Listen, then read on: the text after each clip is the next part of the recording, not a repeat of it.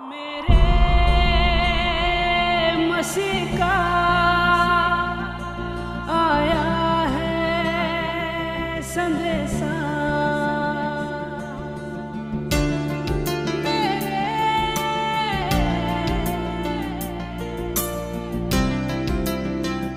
मसीह का।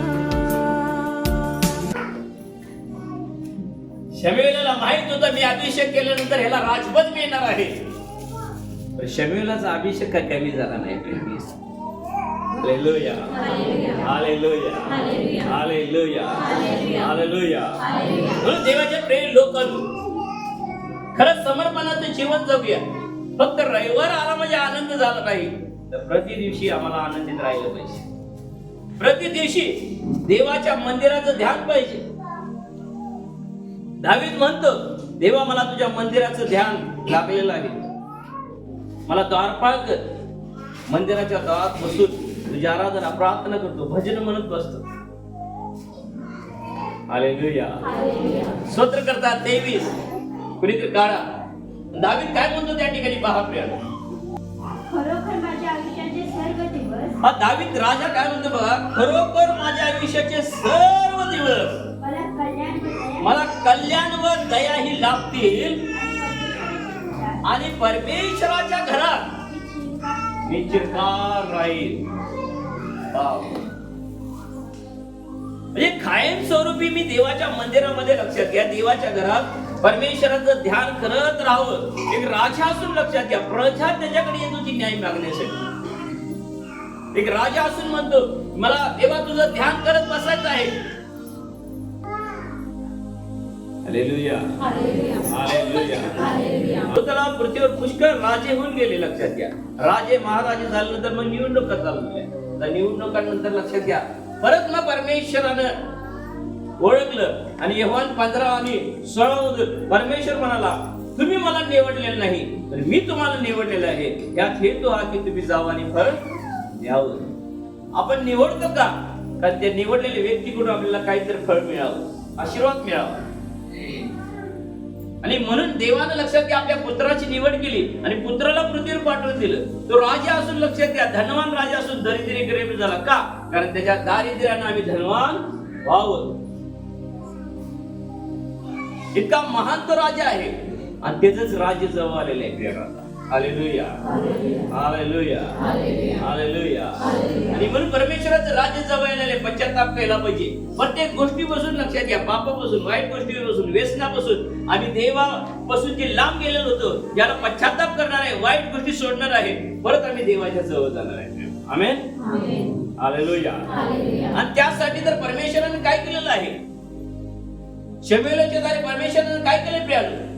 बायबल सांगतो स्तोत्र संहिताच्या 78 आणि 70 मध्ये, त्याने आपला सेवक दावीद यास निवडले, त्यास त्याने मेंढराच्या कोंडवाडीतून घेतले आणि आपली प्रजा म्हणजे याकोब वंश, आपले वतन म्हणजे इस्रायल वंश याचे पालन करण्यास दुप्पट त्या मेंढ्यामध्ये तो होता.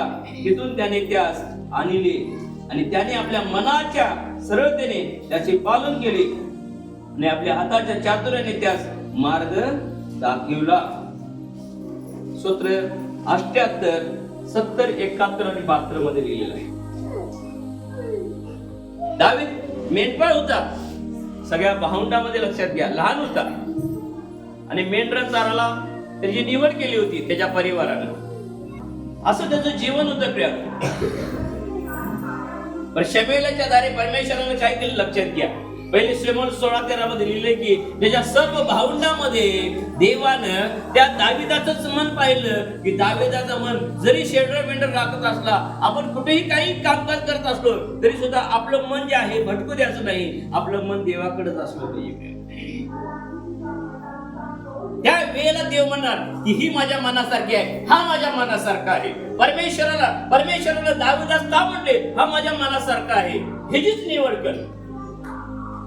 कारण त्याच्या भावंडांचं लक्ष सगळं लक्षात घ्या युद्धाकड, भांडणाकड होतं. एक राजाच्या हाताखाली, शौल राजाच्या हाताखाली काम करणारी होती सगळी भावंड. दावीद एक मेंढपाळ होता आणि त्याचं मन नेहमी देवाकडे असायचं. परमेश्वर पाहत पाहत तो मेंढपाळाचं काम करत होता आणि परमेश्वराने पाहिलं उत्तम प्रकारे हा मेंढर चारत आहे. एखाद्या सिंहानं किंवा एखाद्या अस्वलानं एक लहानसं कोकरू जरी लक्षात घ्या त्या मेंढरातून उचलून नेलं तर दाविदामध्ये एवढं बल ताकद होतं. 17 वर्षाचा दावीद होता. तो जाऊन लक्षात घ्या सिंहाची आणि अस्वलाची मिशा ज्या आहेत अशा ओढून धरून लक्षात घ्या त्याच्या जबड्यातून त्या पिल्ल्याला काढून आणलं. आणि परमेश्वराने ते पाहिलं आणि परमेश्वर म्हणला हाच माझ्या प्रजेला योग्य रीती मार्गदर्शन करणार आहे, मदत करणार आहे, माझ्या प्रजेची काळजी हा घेणार आहे. स्वतःच्या जीवाची पण हा काळजी करत नाही. परमेश्वर पाहत असतो आपण काय करतो काय नाही. देव पाहत असतो प्रियानं प्रत्येक गोष्टीवर. सीसीटीव्ही मधून तुम्ही चुकाल तर वरच्या सीसीटीव्हीत आपण चुकणार नाही. लक्षात खरं सांगतो तुम्हाला. हा चोर पण चुकून चोरी करतील सीसीटीव्ही बदलत, पण वर्ण जो सीसीटीव्ही लावलेला आहे नीतिवचन 15:3 मध्ये लिहिलंय परमेश्वराचे नेत्र सर्वत्र आहेत असे बरे वाईट पाहत आहे. त्या सीसीटीव्ही मधून कोणीही चुकणार नाही. आपल्यापैकी कोणी चुकणार नाही. रोज काय करतो काय नाही हे पाहत असतात. नित्य लक्षात घ्या. जकराच्या आधीमध्ये लिहिलेले जरुब्बाबेलास परमेश्वराचं वचन आलं लक्षात घ्या आणि पाहिलं की त्याचे डोळे वळंब्यासारखं. वळंबा माहित आहे ना, गवट्याला माहित आहे वळंबा. हो रे, वळंबा काय करतो बरोबर माप दाखवतो. वीट कुठली बाहेर आली ना हाताने हातोडा घेऊन ठोकतो नाही तर हाताला असं सारतो माणूस गवडी. हो नाही, जकराच्या आध्यामध्ये लिहिलेलं आहे ते सगळं. परमेश्वर पाहत असतो लक्षात घ्या. वळंबा लावतो आपल्या जीवनाला आणि बघतो कुठली वीट बाहेर या लागली. हे बांधकाम चालू आहे लक्षात घ्या आपलं. त्यातनं एखादा लक्षात घ्या सटकाय बघतो. देवाला वाटलं बाबा यानं सटकुनी मग ठोकून बसवतो आणि जरा व्यवस्थित गेलावा करतो आणि भिंत मजबूत होती. Hallelujah hallelujah hallelujah. आणि परमेश्वराचे नेत्र सर्वत्र आहेत. जसं गवंड्याचं लक्ष द्या वळंब्याकडे असतं तसं परमेश्वराचं लक्ष आपल्या कामकाजकडे असतं. तो वळंबा लावून दाविदाचं कामकाज परमेश्वर पाहत होता प्रिया. नंतर अध्याय काढून वाचा. जकरिया 3रा अध्याय 4था अध्याय काढा. त्यामध्ये सगळं दिलेलं आहे. परमेश्वर आपलं कामकाज मंदिरामध्ये कसं काम करत आहे त्याला वळंबा लावतो. ते बी लेवल मध्ये पाहिजे, वाकडं तिकडे गेलं. हा वाकडं तिकडे झालेलं त्याला आवडत नाही. करतोय खरं कसं करतोय बघूया, मनानं करतोय. तू काय करतोस का नाही सगळं मीच करायला लागलोय. वीट वाकडी झाली. काय झाली? वीट वाकडी झाली म्हणायची. मी कधी कधी त्याच ठिकाणी मीच ठोकतो. शांत व्हा. कोण काय करतो ह्याकडे लक्ष दिलं. मी वळव्यात आहे का? मी जे माझ्या हातात जे काम दिलेलं आहे ती माझी मी करत आहे का? कोण करतोय नाही करतोय ज्याचा त्याचा हिसाब जे ते देईल परमेश्वर पाहिल. पण मला जे दिलेलं आहे मला करणं गरजेचं आहे. Hallelujah hallelujah. तसंच देवाचं राज्य देवाचं सेवा कार्य आहे प्रिय. कोण धावल, कोण थांबल, कोण खुर्चीवर बसल, कोण टाळ्याचं वाजवल. कुणीतरी म्हणतच बसल हे करला तो करणार, तो करला हे करणार. समजायची ह्याची वीट इसकडली नाही, फुटलेली आहे. आणि म्हणून परमेश्वर दाविदाकडे पाहत होता, त्याचं कामकाज पाहत होता. कशी शेंडर मेंढर राखत आहे, कसा हा वळंबा लावून काम करत आहे, स्वतःच्या जीवाची काळजी करत नाही. आणि म्हणून देवाची नजर दाविदावर गेली. आणि म्हणून 17, 70, 78 आणि 70 मध्ये लिहिलं की त्या ठिकाणी त्याने आपला सेवक दावीद यास निवडले आणि त्यास त्याने मेंढराच्या कोंडवड्यातून घेतले आणि आपली प्रजा याची काळजी करण्यासाठी त्याला राजपद दिलं. प्रिया, जो शेंडरा मेंढराची एवढी काळजी घेऊ शकतो, देव म्हटला तो व्यक्ती माझ्या लोकांची किती काळजी घेईल. देवाला तुमची निवड करायची आहे तर देव तुमच्यातलं पहिला गुण बघणार. काय गुण आहे? जर गुण उधळत सुटलाय का गुण हे जर कसं आहे, मगच देव अभिषेक देतो, मगच देव लोक ताब्यात देतो, मगच देव लक्षात घ्या त्या मोठ्या सामर्थ्याने वापर करतो. हे राजपद असंच मिळत नसतं, निवड अशीच नसते. म्हणून येशू म्हटला, तुम्ही मला निवडलेलं नाही तर मी तुम्हाला निवडलेलं आहे. जाऊन फळ द्या आणि तुमचं फळ टिकलं पाहिजे. त्यावेळेला तुम्ही प्रजेची काळजी करणारे लोक आहात. देवाला कळतं, देवाला आनंद होतो आणि मग देव म्हणतो, मी ह्याची निवड केलेली आहे, ह्याच्याविषयी मला पस्तावा नाही. शौलाची निवड केली, देव म्हटला हा काय माझ्या मनासारखा नाही, तर तो देवाच्या आज्ञेमध्ये राहिला नाही. दावीद मात्र लक्षात घ्या, देवाच्या मनासारखं जीवन जगला, प्रजेची त्याने काळजी घेतली. देव ज्यावेळेला निवडतो, देव पाहत असतो, देव बघत असतो, जुन्या जीवनात पारखतो. याचं जुनं जीवन कसं आहे. दाविदाला त्याने पारखलं, शेरडा मेंढराची कशी काळजी घेत आहे, कसं त्यांना संत पाण्याजवळ नेतो, कसं त्यांना हिरव्यागार तृणात बसवतो, त्यांच्या अंगावरनं कसा कोमल हात फिरवतो. जरी कोणी लांडग्यानं, कोणी अस्वलानं, सिंहानं त्याच्यावर अटॅक केला तर त्याच्या जबड्यातून त्यांना सोडून टाकतो. परमेश्वर पाहत होता. प्रिय, तुम्हाला अभिषेक पाहिजे असेल, तुमची निवड व्हायची असेल तर देव आपल्यातलं गुण पाहतो. हा बांधकाम कसा करायला लागलाय आणि त्यानंतर मग दुसरं काम मिळत असत. दाविदाचं ते कामकाज परमेश्वरानं पाहिलं आणि म्हणून परमेश्वरानं शमूएलाला म्हटलं, घे ते तेलाची कुप्पी, शिंगामध्ये तेल घाल आणि जा, इसाई पुत्र दावीद आम्ही निवडलेला आहे. शमूएल म्हणाला, हाय काय, हाय काय, हाय काय. सगळे पुत्र गेले इसायचे. लास्ट लक्षात घ्या, जो शेरडा मांडर राखत होता त्याला परमेश्वर म्हणला बोलवून घे, आणि तो आल्यानंतर परमेश्वर म्हणला, हाच तो आहे. आपली गुण काय आहे ते परमेश्वर पाहतो. प्रिया, देवाची स्तुती असो, देवाला धन्यवाद द्या, त्याचे आभार माना. देवाने तुमची निवड करावी, त्याकडे लक्ष केंद्रित करा. जे बांधकाम चालू आहे त्या बांधकामामधनं आपली वीट सरकता कामा नाही, व्यवस्थित बसली पाहिजे. आणि देवाच्या राज्यामध्ये लक्षात घ्या, आपण असताना एक बांधकाम प्रमाणे आपण आहोत, पण जी वीट शांत बसलेली असते, लक्षात घ्या, तिच्यावर गिलावा होतो, चांगलं पाणी मारण्यात येतं, ती मजबूत आग सुरक्षित असते. वरनं गिलावा जो आहे लक्षात घ्या, तो सर्व गिलावा पाणी खातो, ऊन खातो, पावसाळा खातो, थंडी खातो. आग ती वीट कित्येक वर्षाने फोडून काढा, लक्षात घ्या, आग ती वीट दणदणीतच दिसते. दिसते का नाही? सतत तुम्ही लक्षात घ्या, देवाच्या मंदिरामध्ये स्थिर आणि मजबूत असाल, लक्षात घ्या, तर परमेश्वर लक्षात घ्या गिलावाप्रमाणे तुम्हाला तिथं सुरक्षित ठेवणार. वर्ण गिलावा परमेश्वराचा असणार.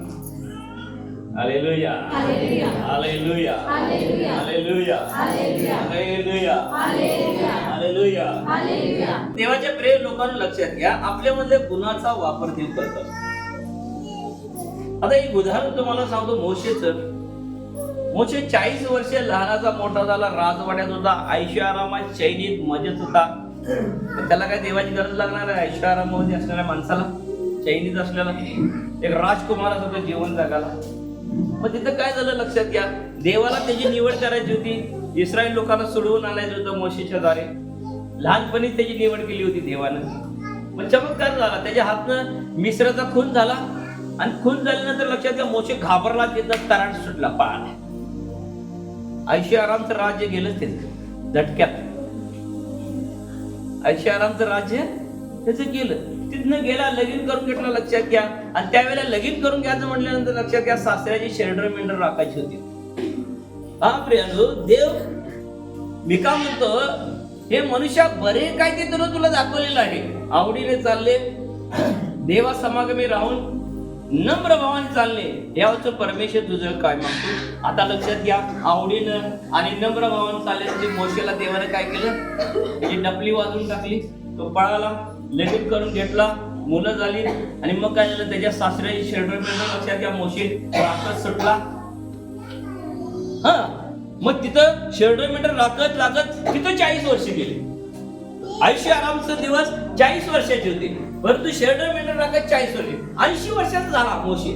आणि मग बायबल सांगते निर्गम 3:2 मधून परमेश्वराने त्याला दर्शन दिलं, आणि परमेश्वर म्हटला, चल इस्रायल लोकांना जिथून तू पळून आला होतास खून करून, चल तिथं तुला जायचं आहे आणि तिथून माझ्या लोकांना सोडवून आणायचं आहे.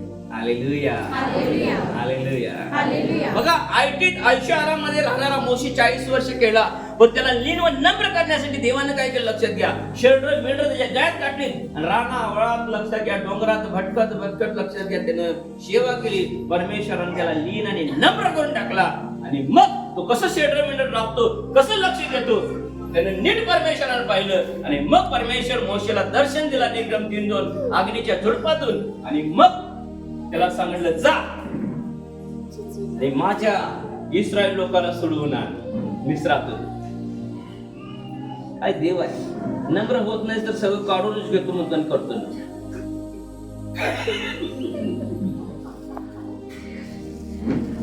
त्यानं दावीदाला राजपद दिलं, तू माझ्या मनासारखा म्हटला.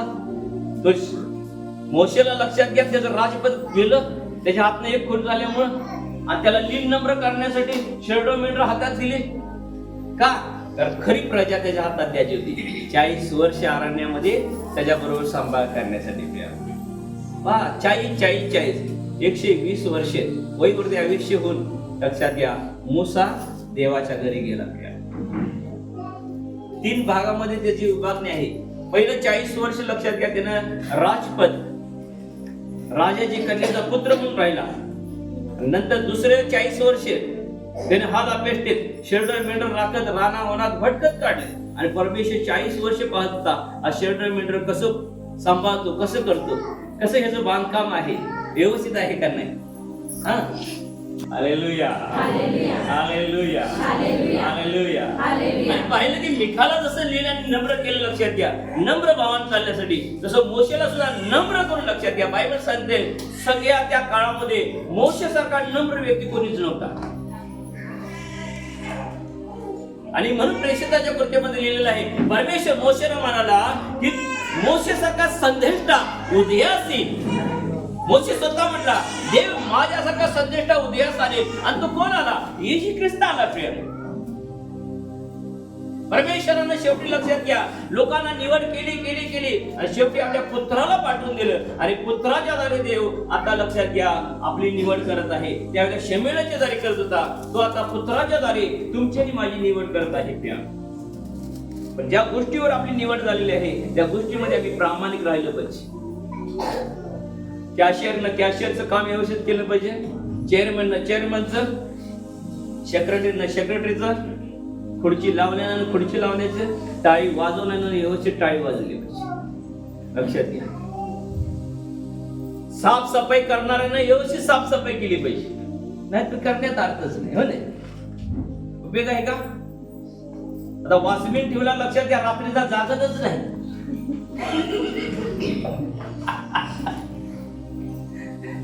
तर त्या वॉचमॅनचा उपयोग आहे का? नाही. प्रिय परमेश्वरानं मला जे काम दिलेलं आहे ते मी करतच नाही, तर मी देवाच्या उपयोगाचा आहे का? नाही. प्रिय